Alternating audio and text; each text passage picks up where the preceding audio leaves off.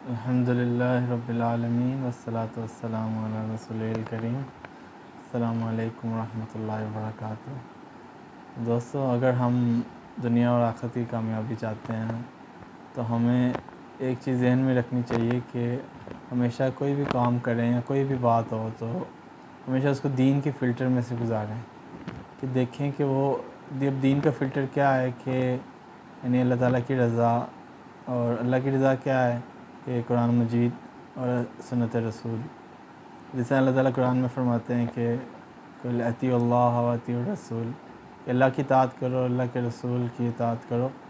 تو یہ یعنی دین ہے یعنی ہمارا، تو اس سے ہمیں گزارنا ہے یعنی اپنے کام کو، کہ پھر ہمیں پتہ چلے گا کہ ڈو اینڈ ڈونٹس کیا ہیں، یعنی کن چیزوں سے بچنا ہے، کیا چیزیں کرنی ہیں، کن چیزوں کی اجازت ہے۔ تو اس کے لیے ہمیں علم حاصل کرنا پڑے گا، یعنی جب بھی کسی کام کا ارادہ کریں تو اس کے بارے میں ایک تو دنیاوی لحاظ سے ریسرچ کرنی چاہیے، اور اوپر سے دین میں یعنی اس بارے میں ہمیں کیا معلومات ملتی ہیں، اور علم یعنی اس کے بارے میں حاصل کرنا چاہیے ہمیں، تو پھر ہمیں آئیڈیا ہوگا۔ مطلب مثال کے طور پہ جیسے اگر ہم لباس کی بات کرتے ہیں تو جیسے ہمیں اجازت ہے یعنی کہ ہم کچھ بھی پہن سکتے ہیں، یعنی پینٹ شرٹ، شلوار قمیض، ٹی شرٹ، ٹراؤزر، کچھ بھی ہو سکتا ہے، لیکن ہمیں اس کو دین کے فلٹر سے گزارنا چاہیے کہ اس میں کیا چیزیں یعنی ہمیں کس چیز کی اجازت ہے۔ تو ہمیں جب اس کو دیکھیں گے تو ہمیں پتہ چلے گا کہ مین ہمیں یعنی سطر ڈھانپنے کا یعنی کہا ہے دین نے۔ تو سطر کیا ہے، یعنی مسلمان مرد کے لیے یعنی سطر جو ہے وہ اس کا ناف سے لے کے یعنی گھٹنوں تک کا جو ایریا وہ اس کا سطر ہے، گھٹنے بھی اس میں شامل ہیں، اور اس کا جو ٹخنے ہیں نا وہ اس سے اوپر اس کا ٹراؤزر ہونا چاہیے، پینٹ جو بھی پہنتا ہے شلوار وغیرہ وہ اس سے نیچے نہیں ہونی چاہیے، کیونکہ یہ سنت ہے یعنی سنت رسول ہے۔ اور اس طرح عورتوں کا جو سطر ہے وہ ان کا یعنی فل باڈی ہے جو ان کا سطر ہے۔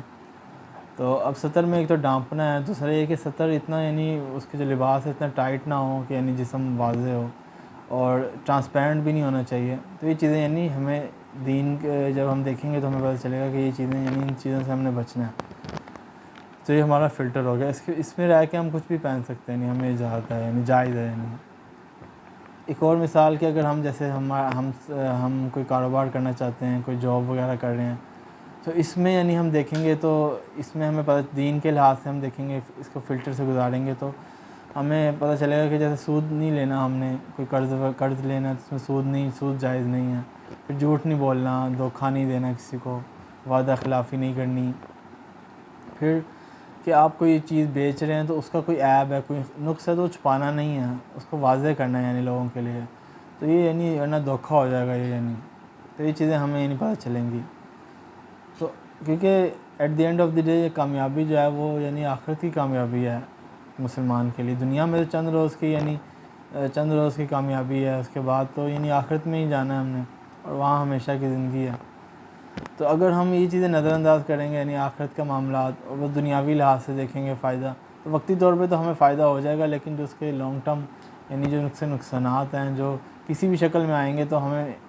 کسی دوسری شکل میں آ سکتے ہیں، یعنی حادثات کی شکل میں یا بیماریوں کی شکل میں،